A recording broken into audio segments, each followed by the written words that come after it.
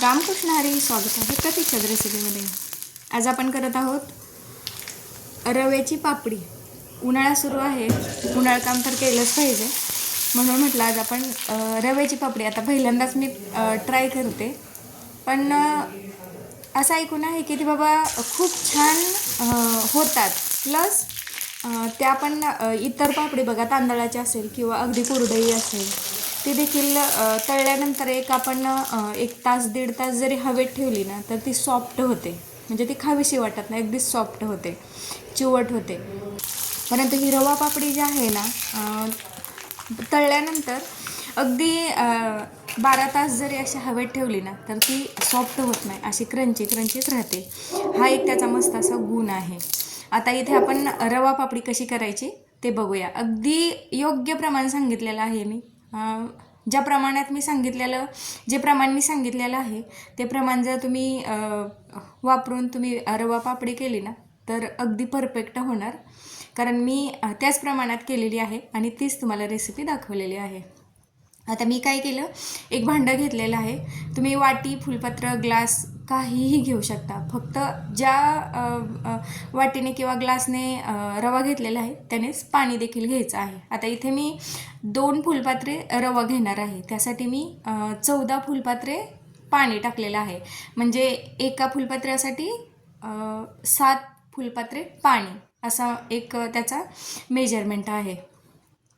आता ते पाणी गरम होण्यासाठी ठेवलं. तोपर्यंत काय केलं मी, साईडला थोडंसं पाणी गरम होते तोपर्यंत खलबत्त्यामध्ये जरासं जिरं घेतलं. जरासं म्हणण्यापेक्षा एक 5 ते 6 चमचे जिरं घेतलेलं आहे आणि ते थोडंसं ठेचून घ्यायचं आहे. म्हणजे एक जिरं जे आहे त्याचे 2 देखील तुकडे झाले नाही पाहिजे. अगदी थोडंसं ते ठेचून त्याचा थोडासा सुगंध बाहेर पडला पाहिजे, एवढं इतपत ते ठेचून घ्यायचं. ते व्यवस्थित बघा इथे मी ठेचून घेतलेलं आहे. जरासं जरी जिरं आपण ठेचलं ना तर त्याचा लगेच बघा आपल्याला वास यायला लागतो. जिरं ठेचून साईडला ठेवलं आणि ज्या फुलपात्र्यानं आपण पाणी घेतलेलं होतं त्यानेच मी 2 फुलपात्रे रवा घेते. हा रवा बघा बारीक रवा आहे. रवा देखील आपल्याला 2 प्रकारचा मिळतो, मोठा आणि बारीक. तर इथे मी बारीक रव्याचा वापर करते. शक्यतो बारीक रव्याचाच वापर करायचा आहे. 2 फुलपात्रे रवा घेतला मी, तो साईडला ठेवलेला आहे. इकडे बघा पाण्याला उकळी आलेली नाही, परंतु बऱ्यापैकी ते गरम झालेलं आहे. गरम झाल्यानंतर ना त्यामध्ये जे आपण ठेचून घेतलेलं जिरं होतं ते टाकून घ्यायचं आणि एक अर्धी वाटी तीळ देखील मी टाकणार आहे. आता बघा जिऱ्यानं काय होतं तर आपल्या पापडीला चव छान येते आणि तिळाने देखील आपल्याला चव चांगलीच लागते. चवीनुसार त्यामध्ये मीठ टाकून घेतलेलं आहे. आता जिरे आणि तीळ जे आहेत ना ते दोन्हीही जिन्नसमध्ये ना अँटीऑक्सिडंट जास्त आहेत. त्यामुळे काय होतं, आपल्या स्किनला देखील ग्लो येतो आणि कुठलीही रेसिपी करताना त्यामध्ये टाकलं ना तर त्याला चव देखील मस्त अशी येते. त्याचे जिरे आणि तिळाचे खूप असे गुणधर्म आहेत. आपल्याला खूप प्रमाणात अँटीऑक्सिडंट असल्यामुळे ना त्याचे खूप गुणधर्म आहेत. आता हे बघा तुम्हाला गुगल असेल, यूट्यूब असेल, इंस्टा, आता खूप रील्स येत आहेत. खूप आपल्याला आता मीडियामुळे खूप लोकांना माहिती बऱ्यापैकी झालेलीच आहे. त्यामुळे जास्त काय माहिती सांगत बसत नाही. आता ते पाणी उकळलं, जिरे आणि तीळ टाकल्यानंतर मी ते झाकून ठेवलं. ते मस्त असे त्याला उकळी आल्यानंतर जो रवा आपण निवडून साईडला ठेवलेला होता तो त्यामध्ये आता मिक्स करून घ्यायचा आहे. म्हणजे आपण शिरा जसा करतो ना तशा पद्धतीने ते त्या पाण्यामध्ये मिक्स करून घ्यायचं आहे. अगदी हळूहळू तो रवा टाकून घ्यायचा, नाहीतर त्याच्या बघा गाठी देखील होऊ शकतात. रवा हा थोडासा मोठा असतो, रवाळ असतो, त्याच्यामुळे शक्यतो गाठी होत नाहीत. म्हणजे घाबरायची बिलकुल गरज नाही. परंतु रवा टाकत असताना कंटिन्यू हलवत राहायचं आणि थोडंसं टाकत राहायचं आहे.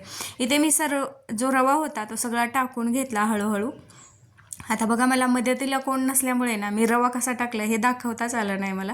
पण तो अगदी हळूहळू मी तो रवा टाकून घेतला आणि ते कंटिन्यू हलवत राहिले. आता हे हलवायचं किती वेळ तर बघा, त्याला एक उकळी येईपर्यंत ना आपण ते हलवून घ्यायचं आहे. नाहीतर काय होतं तर ते खाली चिटकलं जातं. आता इथे मी तर स्टीलच्या पातेल्याचा वापर केलेला आहे, त्याच्यामुळे खाली ते करपण्याचे किंवा चिटकण्याचे जास्त चान्सेस आहेत. म्हणून मी कंटिन्यू ते एक उकळी येईपर्यंत हलवत राहणार आहे. आता ते रवा त्यामध्ये मिक्स केल्यानंतर ते बघा सुरुवातीला थोडंसं पातळ वाटतं, परंतु जसजसं ते शिजायला लागेल ना तसतसं ते त्याला घट्ट व्हायला सुरू होतं, कारण रव्यामध्ये ना पाणी ॲब्झॉर्ब करण्याची कॅपॅसिटी खूप असते. त्यामुळे आपल्याला बघा 1 वाटी रवा असेल तर 7 वाटी पाणी, म्हणजे एवढी त्याची कॅपॅसिटी असते. इथे मी बऱ्यापैकी उकळी आलेली होती तोपर्यंत ते हलवून घेतलं आणि नंतर ते झाकून ठेवलं आहे. आता ते झाकून ठेवलं आहे, ते व्यवस्थित शिजेपर्यंत काय केलं, इथे बघा माझी गॅलरी आहे, हॉलची गॅलरी आहे. अगदी काय फारशी मोठी नाही, परंतु 2 वाटीचं त्यामध्ये पापडी होऊ शकेल एवढी ही गॅलरी आहे. आता ते पीठ शिजेपर्यंत मी काय केलं, तर इकडे आपले जे प्लास्टिकचे कागद आहे ते मी व्यवस्थित ॲडजस्ट करून टाकत आहे, जेणेकरून ना इकडं आपलं पीठ तयार होईपर्यंत इकडे देखील तयारी असेल ना, तर ते फटाफट आपली कामं होऊन जातील. इथे बघा व्यवस्थित असे मी कागद टाकून घेते. अगदी तुम्ही कॉटनच्या कपड्यावर जरी केलं ना तरीही चालेल, परंतु प्लास्टिकवर केलं ना तर ते पटकन निघतं, म्हणजे काढायला जास्त असा त्रास होत नाही. एक 5 ते 10 मिनटामध्ये मी हे एकदा उघडून पाहिलं तर बघा हे दाटसर असं त्याला घट्टसरपणा आलेला आहे, परंतु अजून ते शिजलेलं नाही. रवा आहे शेवटी आणि त्याची आपल्याला पापडी करायची आहे, ती वर्षभर टिकवायची आहे, ती तुटली नाही पाहिजे, म्हणून ते शक्य होईल तेवढं जास्त शिजवून घ्यायचं. जेवढं जास्त शिजेल ना तेवढं त्याची पापडी छान होते. जास्त शिजलं तर त्याचा वाईट असा काहीच परिणाम होत नाही, उलट त्याची पापडी मस्त अशी होते. मी एक 10-10 मिनटाच्या 5-5 मिनटाच्या अंतराने ना 2-3 वेळा हलवून घेतलं, जेणेकरून खाली चिटकलं जाणार नाही, करपलं जाणार नाही. इथे बघा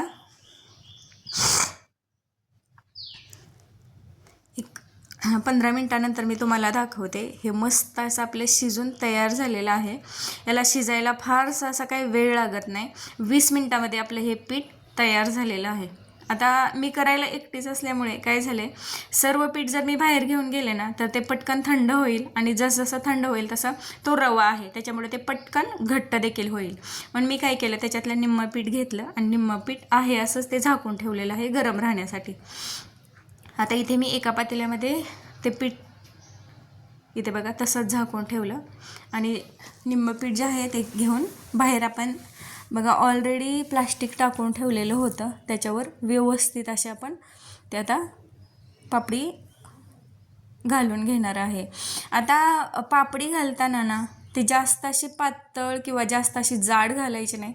थोडीफार जाड झाली ना तरी त्याचा काही फारसा असा वाईट परिणाम होत नाही, परंतु पातळ जर घातली ना तर ती तळताना पटकन करपली जाते आणि प्लास्टिकच्या कागदावर आपण घालत असल्यामुळे ना ती पटकन सुकली देखील जाते, त्यामुळे ती कागदाची देखील निघत नाही. म्हणून शक्य होईल तेवढं मीडियम अशी जाडी घालायची आहे. थोडीफार जाड घाला, जास्त पातळ घालायचीच नाही, ते निघायला खूप त्रास होतो आणि तळायला देखील ते व्यवस्थित अशी तळलीच जात नाही, ती पटकन करपली जाते. इथे तुम्हाला दाखवते मी किती जाड घालते बघा. मी अगदी जाड किंवा अगदी पातळ अशा घालायच्या नाही.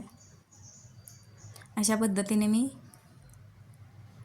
आपली रवा पापडी प्लास्टिकवर टाकून घेते. इथे मस्त असा शक्य होईल तेवढा गोलाकार मी द्यायचा प्रयत्न करते. गरम गरम पीठ आहे ना तोपर्यंत आपली पापडी छान असा त्याला आकार देता येतो. ते थंड व्हायला लागलं ना त्याला घट्टसरपणा यायला लागतो आणि त्याच्यामुळे त्याचा आपल्याला पाहिजे तसा आकार देता येत नाही किंवा पाहिजे तेवढे आपल्याला पातळ करता येत नाही.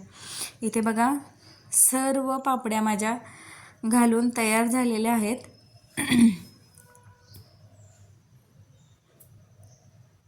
इथे कागद उडू नये म्हणून मी त्याच्यावर बरण्या ठेवलेल्या आहेत.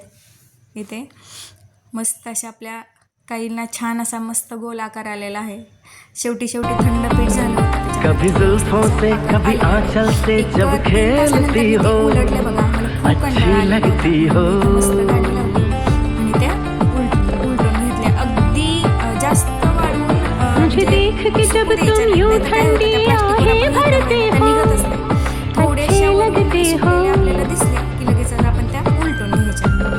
मुझको जब लगता है तुम मुझ पर ही मरते हो अच्छे लगते हो.